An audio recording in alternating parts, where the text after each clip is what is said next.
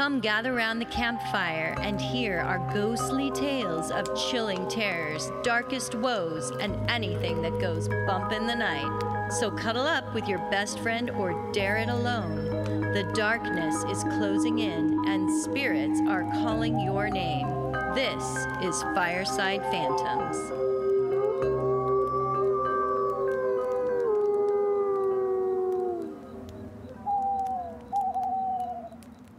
Are you ready to be scared? I'm always ready to be scared, Holly. I'm going to tell you the story of the Nell Cropsey house, which I don't believe that you heard before. No. And I don't think we've covered it on this podcast. I think we would remember if we I think had. so. Okay, Yeah. cool. Ella Cropsey, or quote-unquote Nell, as she was called, was a beautiful young girl living it up in Elizabeth City, North Carolina in 1898. She was from a wealthy family that lived in a beautiful Victorian house right on the banks of the Pasquotank River. I think I said that correctly. So Pasquotank, if you guys live in North Carolina, hopefully I'm not butchering that up. Nell was finally coming to the age where she could entertain suitors. And entertain them she did, Carol. Whoa, Nelly. Yeah, that's right. Whoa, Nelly. She had many young men interested in her, especially one that stood out from the crowd. His name was Jim Wilcox, and he pursued the beautiful Nell for 3 years. But in all of that time, he never asked for her hand in marriage. What the fuck, Jim? That's bullshit. This made Nell annoyed, as she was ready to get married and start a family of her own. So in her spite, she started to flirt with other men in front of Wilcox to signal that she was getting fed up with waiting for him to propose. This, of course, pissed off Wilcox, and on the night of November 20th, 1901, Nell's family could hear Nell and Wilcox having a loud argument out on the porch. They were yelling at each other, but the family could not tell what exactly they were yelling about. However, eventually, the two lovebirds finally calmed down, and the family believed that whatever the issue was, it was resolved, and they seemed to have made up. So sometime later that night, Nell's sister, Ollie, heard a noise outside the back of the house. When she went to see what caused the noise, she found the back screen door broken, but she didn't see who or what had caused the break. So then she went upstairs to check on Nell in her bedroom, but she found it empty. Oh. A while later, the next-door neighbor awoke the entire Cropsey household because he said that somebody was trying to take their pig. No. This is Definitely haven't heard this story. 1901. Trying to steal the pig. Trying to steal the pig. Oink, oink. So when the family went downstairs, they found their front door was wide open. They started to search wildly for the pig because I'm sure it was, they needed it for money or for food or whatever. So every member of the family was up and searching except for one. Where is Nell? They asked. Oh. The last anyone had seen of Nell Cropsey was when she was on the front porch having a fight with Jim Wilcox. So the next morning, Nell's family called the police and a search party was formed to look for her, but she was nowhere to be found. Wilcox became the prime suspect as he was the last person to see her. He swore that he had no idea what happened to Nell and that she was alive when he left her. That did not stop the police, however, from arresting Wilcox and throwing him in jail on kidnapping charges. Nell was actually missing for 37 days until finally, on December 27th, 1901, her mother noticed something floating out in the Pasquotank River. It was Nell. Oh. They brought her body to the shed on the back of the property of her house, where they conducted an autopsy that took all day to perform. A few thousand people, Carol, a few thousand people showed up at the house to wait for the results. Oh, I thought you were going to say a few thousand people came to view the autopsy. I'm like, gross. They were trying to view it, but it was in the shed, so I don't know if they could actually see it happening, but it was a big deal that she was missing. And so that, like, a couple thousand people showed up to watch or wait for the results. That's a lot. Yeah. The final report concluded that she had been hit on the head with something heavy and then drowned in the river. When word got out that Nell had been murdered, a lynch mob formed and went down to the jail to demand that Wilcox be hung straight away. Guilty before a jury. That's right. Nell's family did not agree with the angry mob. They wanted Wilcox to stand trial. Eventually, the governor had to have a Naval Reserve group order everyone to go home, and eventually the trial for Jim Wilcox began. Wilcox was actually tried twice for this murder. He was found guilty at the first trial, but it was declared a mistrial by the North Carolina Supreme Court and overturned. So he was tried again and was found guilty of second-degree murder and was given a 30-year sentence. He was eventually pardoned in 1920 after serving about half his sentence. Wilcox always maintained his innocence of Nell's murder, and in 1932, he told the editor of the Elizabeth City newspaper his side of what happened that night. The editor believed Wilcox was indeed innocent and planned to publish Wilcox's side of the story in the town paper. However, shortly after this interview, Wilcox committed suicide via shotgun, and the newspaper editor died in a car accident. So Wilcox's story never came to light, unfortunately. The Nell Cropsey home still stands. Eventually, a new family bought the home and moved in like in the 1990s. I'm sure there are a lot of people who lived there between 1901 and 1990s, Right. but this new family moves in, and their son Ryan hated living there because he was being haunted by the ghost of a young Victorian-era girl who gave him terrible dreams. And did he know? He probably didn't even know the history. He did. Oh, it's he did. It's a pretty well-known house Okay. in this town.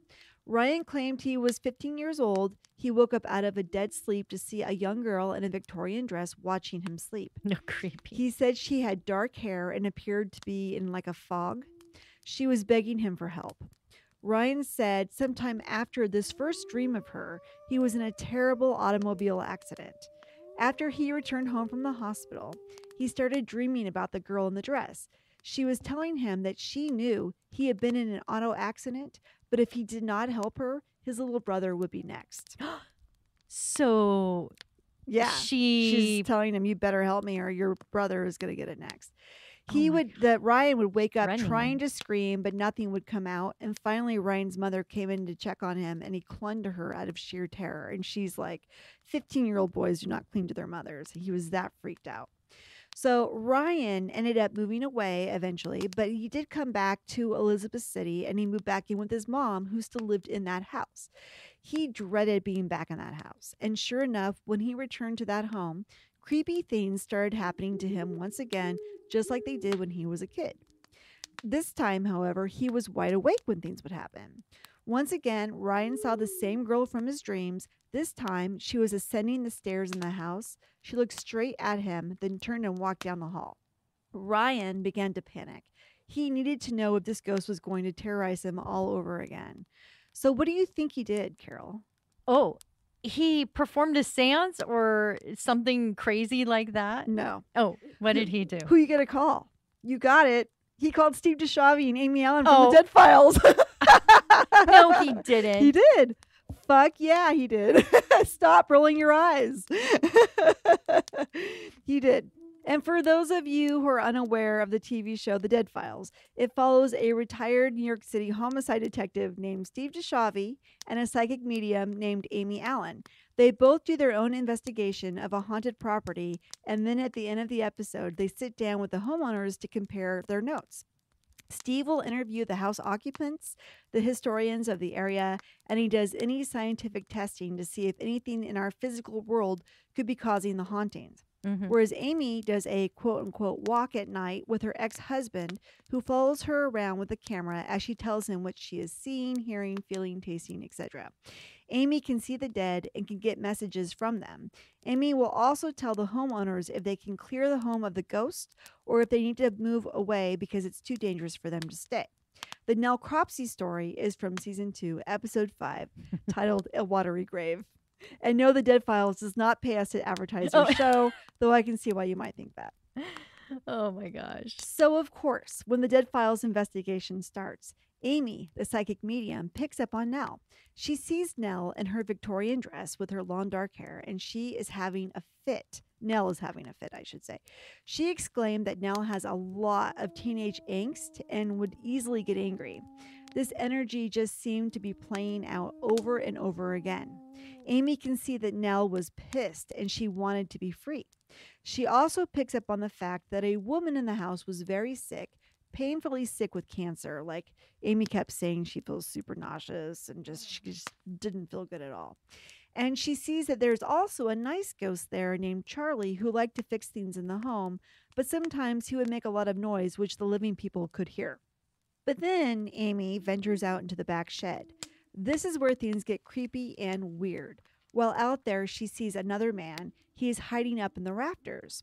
When Matt, her ex, asks what the man is doing, Amy points up into the rafters and says he is up there drooling and masturbating. Ew. She also tells Matt that this guy is a sexual predator and that he kills women and brags about it. Oh, he was bragging to her about it. So Amy is seeing the actual killer, maybe. Yes. So meanwhile, during Steve's investigations, he interviews Ryan's mother, Robin, who told Steve that when she and Ryan were discussing if they should call the Dead Files to come to the home to investigate, a pie plate flew out of the cupboard and smashed onto the floor. That's what every woman ghost would do. Right? Throw a pie plate. No. And I'm sure that's when they were like, yep, let's call the Dead Files. Let's this do has it. Gotta stop. This is ending now. This is fucked up. So during his investigation, Steve speaks to a man who actually wrote a book about the Nell Cropsey murder. The author told him that there were alternate explanations for who murdered Nell, as some people did not believe Jim Wilcox did it. The author told him that one of the theories of Nell's death was that her father had killed her. People in town thought this was true because the ice bill for the Cropsey family went up. So the speculation was they were keeping Nell's body on ice. Ew. Because it took them 37 days to find her body in the water. But this theory really makes no sense, as it was November and December. They would not need ice to keep her cold. It would just be cold I would think it anyway. would just be cold. Yeah. So then the writer also told Steve that another theory was that Wilcox had broken up with Nell, and so in her depression, she threw herself into the river and drowned to death. However, Steve took the autopsy report to a medical examiner who tells Steve that he sees no signs of suicide or drowning, but that the marks on her neck tell him that Nell most likely died of strangulation. So this is confusing because they couldn't actually conclude that entirely, as the autopsy had only been conducted from the clavicle down, as the original medical examiners did not look at her neck. But they did know that she had a big contusion on her head. Yeah. And Steve thought that the bruise on her head would not have been enough to kill her on its own. So they believe she died via strangulation. So eventually, Steve talks to a historian in the area that tells him that 3 people who were at the house the night that Nell disappeared ended up eventually committing suicide. 3 people? 3 people. So Jim Wilcox, who I mentioned earlier, died by a self-inflicted shotgun blast to the head. Then another man who had been at the house that night named Roy Crawford, who was there to court Nell's sister Ollie, went crazy and shot himself as well. And in 1913, Nell and Ollie's brother Will committed suicide in front of his wife and child by drinking carbolic acid in front of them. Oh my God, that's brutal. That's really messed up. I have no idea why he would do that, but that's what he did. So according to the historian, Nell's sister Ollie became reclusive and would only dress in the same style of clothing from 1901 as if she was frozen in time that year. So she didn't really change her clothes or her appearance after 1901. She eventually became very sick with colon cancer and she died in the home. Oh, so that's a hit. That's that a total she got. hit. Yeah. And so tragedy really struck everybody in the household that night. Yeah, it sounds like the whole family was cursed. Absolutely. So at the reveal at the end of the show, Amy tells Ryan, Robin, and Steve that she felt like Nell had died from having her neck snapped and that she was angry and filled with torment. She also told them that the creepy guy in the shed is the person who killed her. So when they asked Amy if the guy was Jim Wilcox, she said she wasn't sure because she could not get a clear look at the guy's face. So they're not really sure who it was, but Steve is convinced that Jim Wilcox was the one that murdered Nell Cropsey. However, what was not discussed in this episode of the Dead Files was that a letter had been sent to the Cropsey family just after Nell's body was discovered. The letter, which was postmarked from New York, indicated that a man was trying to steal a pig from the Cropsey house that night. Nell came down to stop him. The man grabbed a heavy stick and struck her on the head, which knocked her unconscious. Well, that makes perfect sense to me. He then took her down to the river, stole a boat, rowed it out into the middle, and dumped her body into the river. The letter even included a map of where her body was dumped, which was not far from where her body was found. No one knows who sent the letter and if it was a true account of what actually happened to Nell.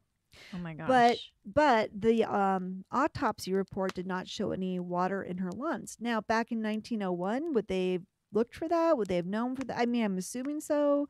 But the medical examiner had ruled out drowning because there was no water in the lungs. So I don't know. There's a lot of questions about it. But they pulled her from the river, I thought. But How he could believed you not have water in the he lungs? believed she was dead before she went into the water, so she would not have inhaled it. I don't know. Maybe there's a way for water not to get into the lungs. I don't know. I'm not a medical examiner. But on the show, he kind of like, no, I don't think that's how she went down. So when Steve asked Amy if Robin and Ryan could clear the home of the ghosts and stay, this is where things got really interesting. And this is why I chose to do this story. First of all, it's an interesting story. It really is. It's kind of a cool story. Yeah. But second of all, it always stuck in my head because of what Amy told them about staying in the house. And this is what she said. Amy said there was good news and bad news. The good news was, yes, they can clear the home of the ghosts. Charlie, the nice ghost, is very easy to move on. The creepy guy in the shed is simple enough. She said just tell him to get out and he's not allowed back, and that would take care of him. Then she said that Nell actually is already gone, and what they were seeing of her was just residual energy. Oh, okay. Because I thought maybe what they were seeing was her sister. I don't know, but I think they believed it was Nell. Nell. They said, she's already left.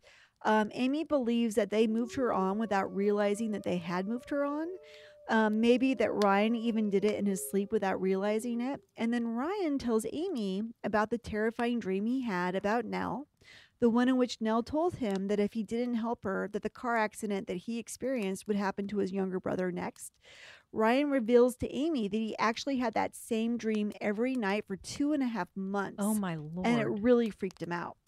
That's when Amy tells him, or tells everyone, that the dream probably didn't come from Nell, but instead it came from the house itself. And this is what I found to be really freaky. And whenever I hear this part, it gives me the chills. During her walk, Amy said that sometimes structures will develop their own identities. Sometimes when this happens, the structure itself becomes bad. She said that people had damaged the house's heart, and now the house was angry and disturbed. But she could not tell who or what caused this to happen. Well, the pig in the house the pig would break any house's I don't heart. think the pig was in the house. I think the pig was maybe. They didn't ever specify where the pig actually was or if they found the pig. Yeah, I don't know what if they happened to recovered the pig. pig. I don't know. The pig is a mystery. And maybe the house is sad because the pig. There's probably a book escaped. written about what happened to the pig. We need to find out. I'm not sure. So anyway. But I do believe homes develop personalities. Yes. And so that's what she said. This house actually has a angry and disturbed identity. She's not exactly sure who or what caused that to happen. She believes that the house itself was giving Ryan those dreams, not any ghosts in the home. Amy believed that the house was lashing out at them because the house does not want them there.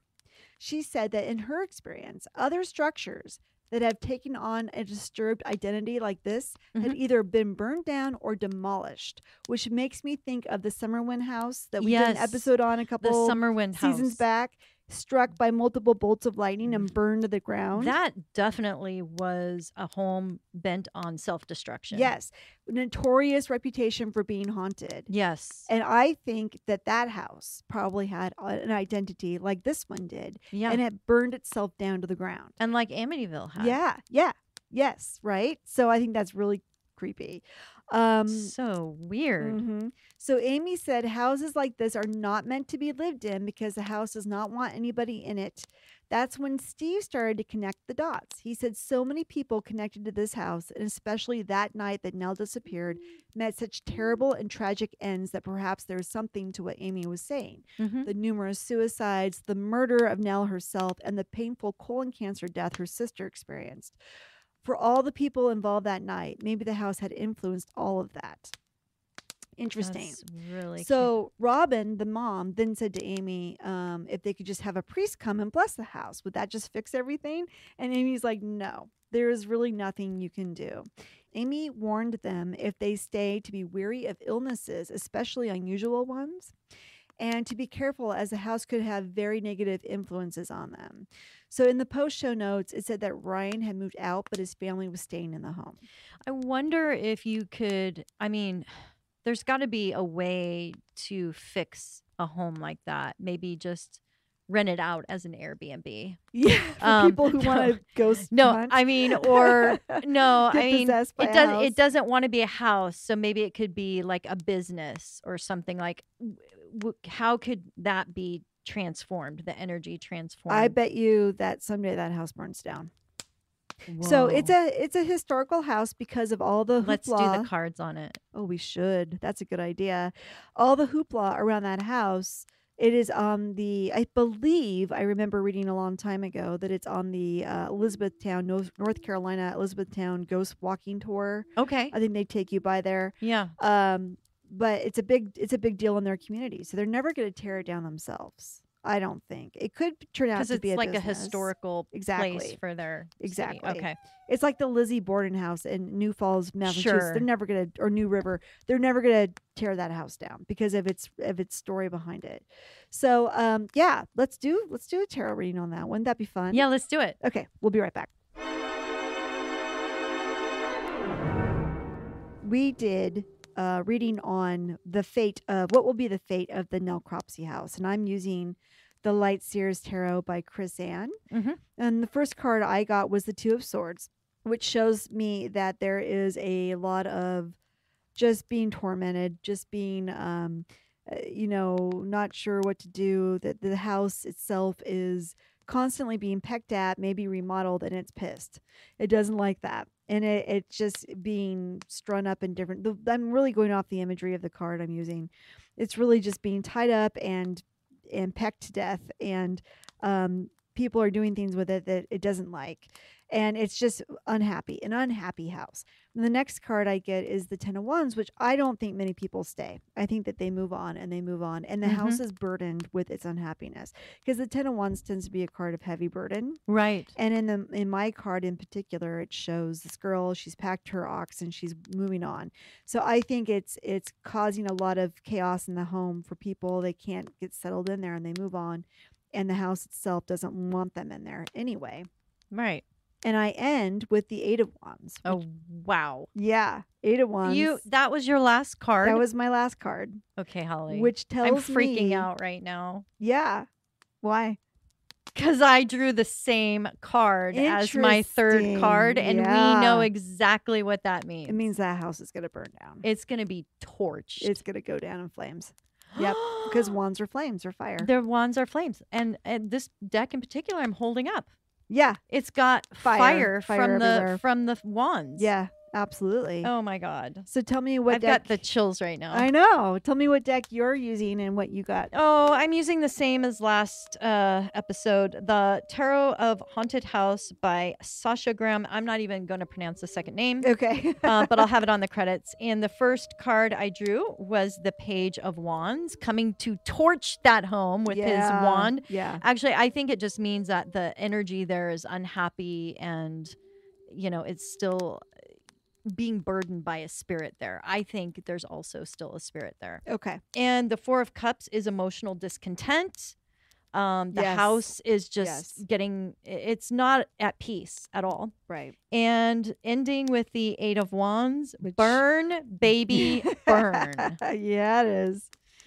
It's going up in flames. Fast. It's going to happen. It's going to be explosive, and bam, gone. I think you're right. I think that, because the house has an angry identity. Mm-hmm. It doesn't want to be a house anymore, and that's what happens with houses like that. They burn themselves down. It's crazy that we got the exact same card as the final outcome. I know. That's pretty solid in terms of what's going to happen to that house. But I haven't seen anything that tells me that it's burned down. And in fact, that Dead Files episode aired a long time ago. So the people that live there are probably gone by now. Who knows? They might be. It was like early 2000s, I think, that I saw that. Maybe not early 2000s, maybe mid 2000s. It's still kind of a long time ago. But I'll just do a quick Google search, see if it's still standing. I mean, when I did my research, I looked it up, and it's still there. Still there. Looks like they would want, according to Zillow, $350,000 for a haunted house. Oh, it's a cute place. It's a cute little Victorian house, isn't it? That's not that much money. And it's on the river. Yeah. So, but it's haunted as fuck.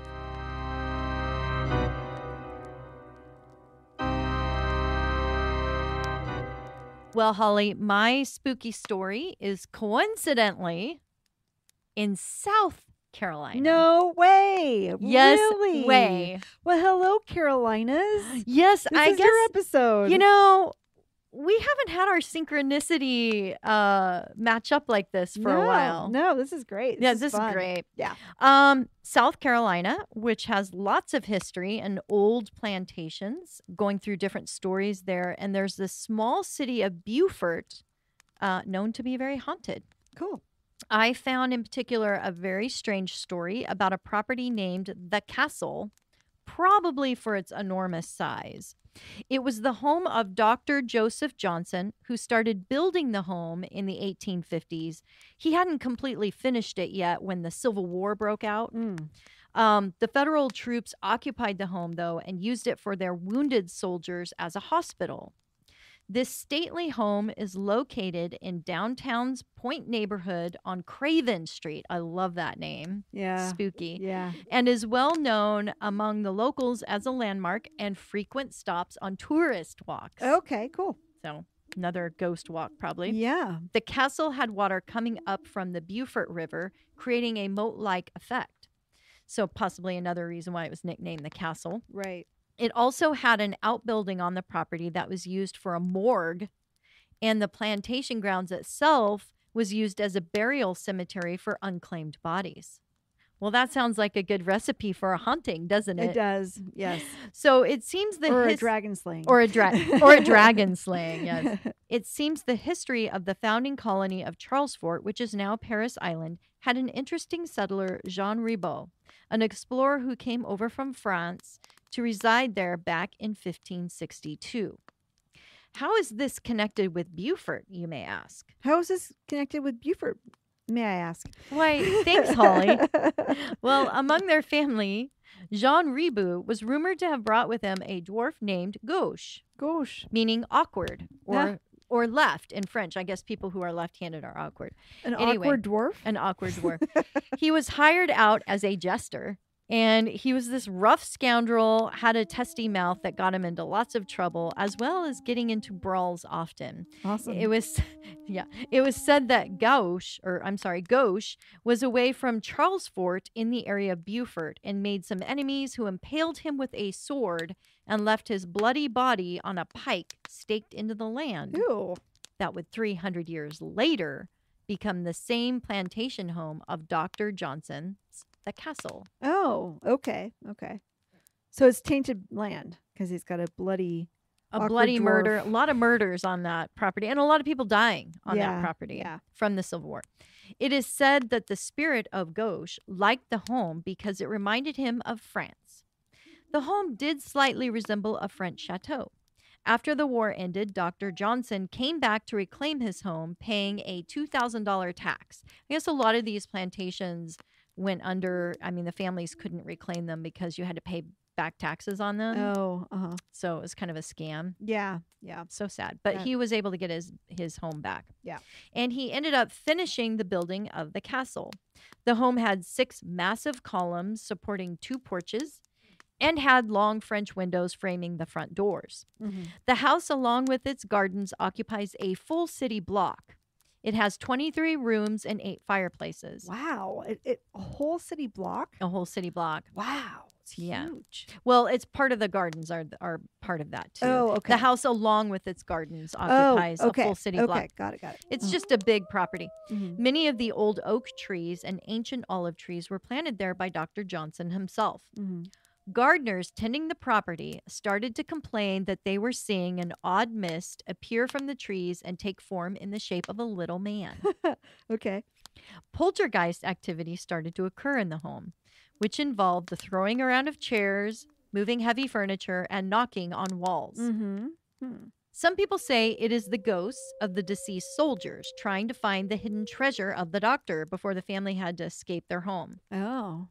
It was rumored that Dr. Johnson buried his china, silver, and other valuables somewhere in the home or beneath the floorboards of the outbuilding. Many of the unoccupied plantation homes were raided for its wealth by the soldiers, and perhaps the restless souls are still searching. Some people tend to think it's Gauche, the little jester who is causing all the trouble. Yeah. because he wants the home for himself. I don't blame him. And he never got along with anyone when he was alive. Yeah. Would you duke it out with people to get that home? Yes. Beautiful. Probably. Even Dr. Johnson was reported to have seen the strange little figure crossing his path outside the home. Dr. Johnson's daughter Lily and her husband also lived in the castle and would hear bells ringing. Perhaps it was the little bells on the jester's costume, or perhaps a warning of something else.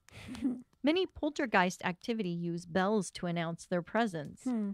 When Lily was a young girl, she would tell stories of having tea parties with her friend who lives in the basement. She described him as a wrinkled old elf dressed in colorful clothes with pointed shoes and a cap. So he's totally haunting that house. Totally. The descendants of the Johnsons who lived in the home claimed they would see bloody handprints appear on the windows and the walls of the home. That's creepy. So gross. Yeah. Doors would open and slam shut, and sometimes their dinner would mysteriously be eaten off their plates. Well, that's just rude, considering ghosts can't eat, right? Well, do we know that for sure? We're not ghosts yet. I know. I don't think they can eat, though. Okay. I just think it's rudeness. In a June 1940 interview with Harper Bazaar magazine, a Mrs. Danner who lived in the property said that the jester would not make itself visible to adults. After hearing many knocks and tappings, it was determined that the ghost was trying to communicate in code. Oh, Morse code?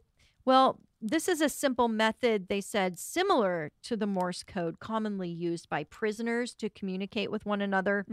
It is sometimes called the knock code or the tapping code, and is a way to encode a message on a letter-by-letter basis. Did you ever read Kurt Vonnegut's book, The Player Piano, or Player Piano? Okay, so in there was a knocking or tap code feature, but okay, I digress.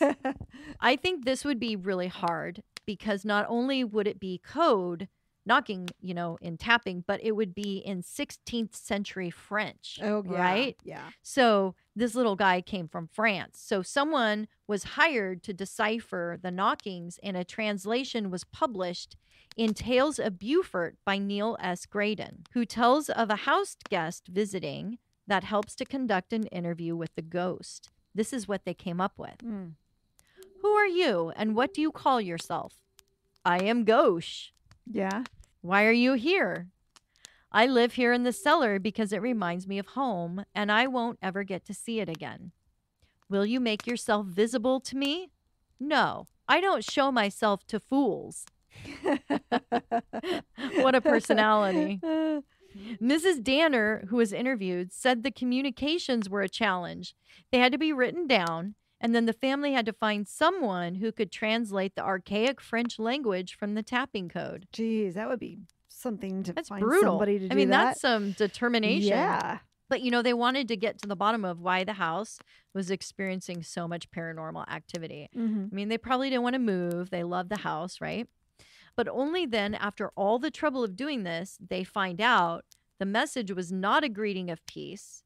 It was always filled with horrible cuss words, which I guess were really offensive. Well, you said he was a fighter, so Yeah. he probably did swear a lot. Yeah. Yeah. And the messages were filled with complete contempt for all living people. Okay. So he just didn't like people at all. Yeah. I She's- don't like him either. Yeah, no, you and he would get along Yeah, good. we would. She said in one translated message, Gauche called one family member a hellion. And after that conversation, she never listened again or had any other interest in trying to make Because it was contact. just too offensive. She wouldn't make it in Hellion. today's world, which She wouldn't make it past 2 sentences of our No, podcast. I would know. She wouldn't be a fan. No way. The house stayed with the Johnson family until 1981, where it then became listed as a historical landmark and is now open to the public for tours.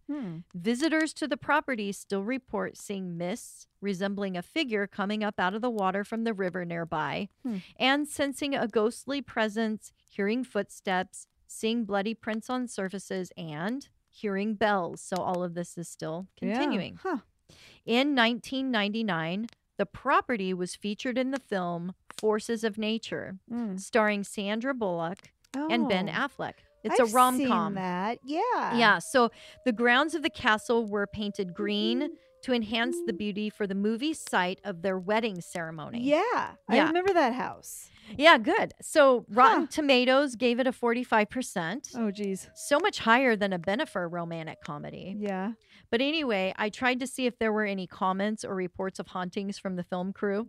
You know, like sometimes happens. Sure. But all I got was that despite of all the rooms in the castle, Ben and Sandra felt that they couldn't stay there for the filming. So they rented rooms at the Rhett House in a different location. The Rhett House? As in Rhett Butler? Oh, Rhett Butler's house is where they stayed. Yeah, I guess so. The Rhett House. Wow, that's cool. Yeah, and so it's called the Rhett House Inn. I think Ghosh may have offended them. I can imagine him tapping out this. You know what that says? Fuck you, hellion. I think I interpreted it as, take it from a Jester, Ben. You suck at rom-coms.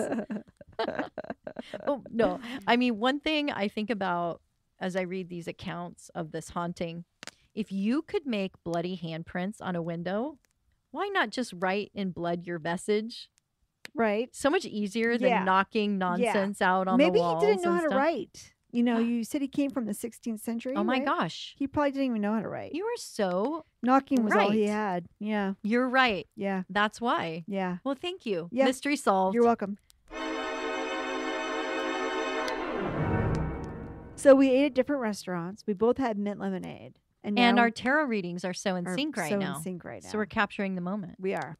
What is the big question? So Carol was telling us that the story of the house she just did was featured in the film Forces of Nature, which came out in 1999 with Sandra Bullock and Ben Affleck. Mm-hmm. And the story I've seen this movie and it's good. I liked it. Essentially, this guy is supposed to get married. Ben Affleck is supposed to get married to Maura Tierney, who plays his fiance. And they're getting married in Georgia or something, or I think that's where it's supposed to take place. Or Are you sure it's not South Carolina? No, because that's where the castle is. Well, maybe it was South Carolina. It could be. We'll just say they're getting married at the big fancy house, the castle. And Ben Affleck has to get across the country in order to make it in time for his wedding.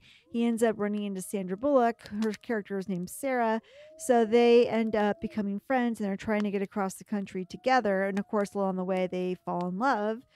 And when they finally get all the way out to where he's supposed to get married, it's his wedding day. And he tells her he's going to go break up with the wife, the girl he's going to marry. He's going to go break up with her and be with Sandra Bullock. So the scene at the end of the movie, and if you don't want to know how it ends, spoiler, you better stop listening. Yeah. He goes up to Maura Tierney. She's in her wedding dress. And she's looking beautiful. She looks beautiful. And she's like, where have you been? You know, we've been worried about you. You've taken too long to get here. There's all these issues about them getting there on time. Anyway, so he starts to tell her, like, you think he's going to break up with her. And then he just starts crying. And he goes, I'm so sorry. I can't wait to marry you, and blah, blah, blah, blah. And from a distance, Sandra Bullock's watching, and she knows that he's chosen the fiance. His former. So she takes off. Partner, and it's actually a very heart-wrenching scene, because you're thinking the whole time he's going to be with Sandra Bullock, but really, he's really in love with his fiance. Yes. So we decided that we would do a tarot reading to see if he made the right choice. Hell yeah. I want to know. Yeah. I mean... Because your whole life can change based on this pivotal moment, Ben. The person you choose for your spouse really will dictate your destiny in a lot of ways. Speaking of which, Ben might be getting remarried to J-Lo. I've heard that. Yeah. Whoa. Maybe this time the media will calm down and let them just get married. Yeah, maybe J-Lo will calm down and stop dressing him up in 3-piece suits every day of his life. So, Carol, you go first this time and tell us what you got. Okay, I got the Queen of Cups. Yes. I got the Two of Cups. Yes. All right, and the Devil. And we did this a little differently. Okay, we did. Carol's question was, should he have stayed with his fiancée? My question is, should he have left with Sandra Bullock? So what'd you get? Okay, so should he have stayed with his fiancée, which in the movie he did? Yeah. And was that a good choice? Well, the first is saying that, yes, she's a very caring, motherly woman. Right. She would be a great mother for a family for him, very endearing, kind of a caretaker personality. Yes. And they are clearly soulmates because the Two of Cups. They're each other's best friends. Yes. And that's why when he saw her, he was like, oh my God, I'm totally in love. Like, Yeah. I realized that you Yeah. are the one. Yes. Because they are soulmates. Yes. But bad fucking choice. Because she turns out to be the devil incarnate. she is the devil. Yes, she is the fucking devil. Like all good marriages start out, and then before you know it, you wake up with the devil. No, I'm kidding. Yeah. No, so it ends with the devil, meaning that ultimately they're probably not suited for each other, even though they're soulmates, that they feed each other's addictions, which are a lot like Ben and Jen in real life. Oh, J-Lo, you mean? I mean, I'm sorry, Ben and J-Lo. I got to get my celebrities right. Yeah. You Well, know. he's been married to a Jen before, so you think God, he calls that's right. J-Lo, so he doesn't get them. He's into the confused. J's. He is. But no, I think ultimately it probably was a good marriage for a while, and then like they got into addictive. He had an affair with Sandra Bullock. Situation. She comes back in another time, Yes. and they have an affair, and then the whole thing blows up. Yeah, That's so what it is. Yeah, that's got to be it. These are okay. fictional characters, everyone. What did you get? So I got the Queen of Swords, the King of Swords, and the Knight of Pentacles. Oh my gosh! And so this is if he were to choose Sandra Bullock. So to me, they would have had an intellectual relationship. Absolutely. And I guess I don't remember in the movie them being big intellectuals, but maybe they were. I don't think so. But They had a I lot can't of remember. conversation, didn't they? They did have a lot of interesting arguments. So they would have been intellectual, and they would have either become quite successful with a business venture, or they would have had a child that was. Mm-hmm. And so but I don't see a lot of love and passion. No. And so maybe that would have died out, and they just would have had more of a business arrangement. So I don't know. So it depends on what your priorities are. Yeah, If you want to grow rich together and be kind of boring but have Yeah. good conversations, Yeah. choose Sandra Bullock. But if you want the real fiery And dynamic, passion the and love and the throwing of plates, That's and right. pie plates, That's and right. possible stabbings on a front porch, then you want more tyranny. you do. You do. Because love and fire, baby. Yeah, for sure. Okay, that's it for us. Bye. Bye.